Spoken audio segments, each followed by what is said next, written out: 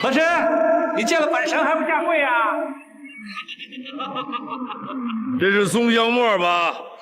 皇上好鼻子，好鼻子。皇上圣明，您一猜就中了。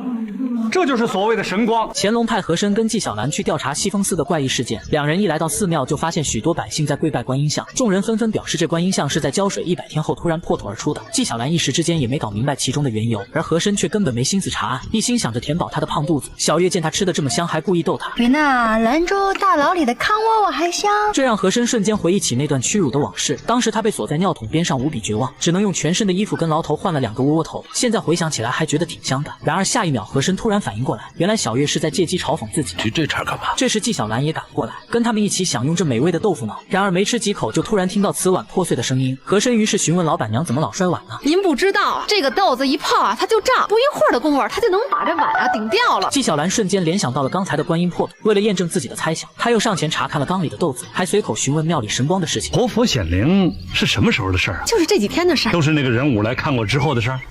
是。纪晓岚搞明白这些怪异事件后，就立马拉着2人回去复命。不过刚一回来，他就先去见了乾隆的孙子，请求他调8旗步兵营的人马包围西风寺。而和珅则是抢先告诉乾隆，说土中生佛和神光这些事都是真的。可是没想到纪晓岚却突然过来推翻了他的言论，表示这一切全都是假象。这都是你亲眼所见，你怎么说是假的呢？亲眼所见就都是真的了。当然，那背后必有骗人之术。你比如那神光吧，那李二他会呀，我纪晓岚也会。我不信。见和珅不愿相信，纪晓岚当即跟他打赌，说我要是能以红光笼罩全身，那么你就得给我磕个响头。还请求乾隆替2人作证。说罢又将小月喊了过来，让他去问方丈讨要所需的道具。可乾隆还是担心其他的怪异现象，纪晓岚于是保证一回就去破解这些障眼法，让那些乱磕头的百姓们吃惊梦醒。得，那5幅灵迹图画的真真切切，那还有假？纪晓岚表示这些画都是人画出来的，自然是想怎么画就怎么画。你不信我给你画一幅，画一幅这个。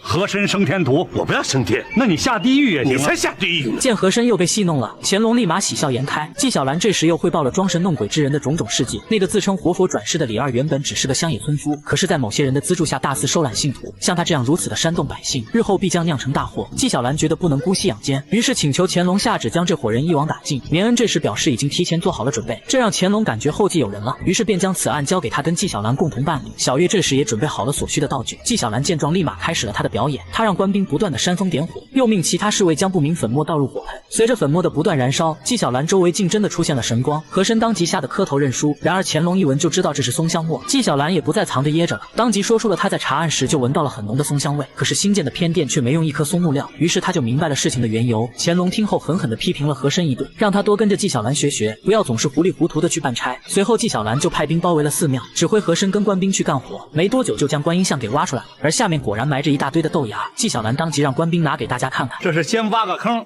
倒上几十斤豆子，把佛像轻轻摆在上边，撒上一圈浮土，天天给豆子浇水，豆子胀了，呲出芽来了，就把那佛像给顶起来了。百姓们这才恍然大悟，纷纷表示再也不拜了。查抄完寺庙后，纪晓岚又将当初留在海生之妻身上的4指掐痕拿给了乾隆，让他对比一下人物的手指印。乾隆在比划了一番后，发现2者完全吻合，这才知道冤枉了海生。第2天一上朝，乾隆就按照惯例点上蜡烛勾决人犯，将李二以及人武和桂宁全都凌迟处死，就连3跪请免的规矩都让大臣们省略了。至于国舅爷贾三彪子，乾隆则是将这个小舅子发配到宁古塔为奴。处理完人犯后，乾隆又询问和珅跟那位上吊自杀的女人之间的关系。按辈分论，奴才得管他叫姑姑。乾隆猜到这都是和珅在背后搞鬼，可是又不忍心处罚他，只好让他去其姑姑坟前磕4个响头。然而和珅却抗旨不遵，最后只有海生跟小芳去祭奠死者。大家都对于和珅不能伏法而感到非常愤怒，可纪晓岚却让大家耐心等待，因为他已经安排好了和珅的身后事。不过我得让皇上留下一句话，留下什么话？天机不可泄露。